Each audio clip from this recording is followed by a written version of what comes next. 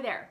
I have some updates for you that I thought it would be easier to share via video than necessarily just a blog post, because there's lots of things to see. As most of you know, my work kind of is grouped into two separate categories: landscapes and botanical illustration. You might have heard me mention before that one of the big projects I'm working on right now is a whole series of artwork that is inspired by a really awesome trip my husband Kevin and I took to Ireland a couple years back. I had dreamt of going to Ireland for a long time, so it was really amazing to finally fly across the ocean and land on the patchwork of brilliant green fields dotted with sheep. In a way, it sort of felt like coming home.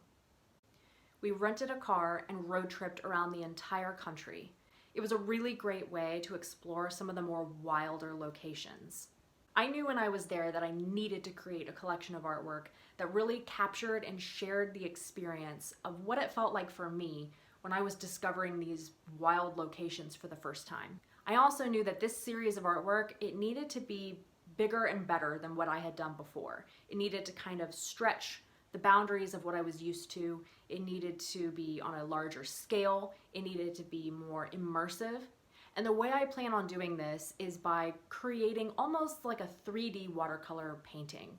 And I'm doing that by taking each element of the scene, painting it in separate pieces of paper, cutting them out and layering them so that it almost gives the illusion of three-dimensionality. So what you see behind me is one of two pieces that I've been working on all winter, and you can kind of see where I've already cut them out as separate layers. This is very much still a work in progress, but I thought I would kind of give you a behind the scenes glimpse. So the idea is that this will be one of two pieces called a diptych.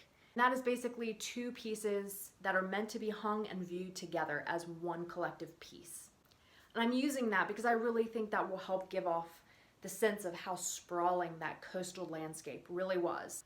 There will be more to come on that later. If you've been following me since last year, then you'll know that gardening is one of my biggest hobbies. It inspired me to create a whole series of artwork that I called Homegrown 2020.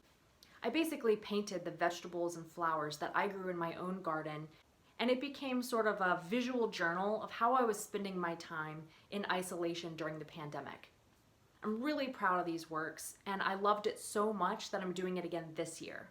This is part of why I wanted to do a video update. I wanted to show you the progress of the garden throughout the year and show you behind the scenes of how I create my art. Right now, it's about time to thin the seedlings so that they have room to grow. And it's really reminding me of this time last year when I was so inspired by the shape and the color of my tomato clippings that I arranged them into a design on the table and then created a colored pencil drawing of them.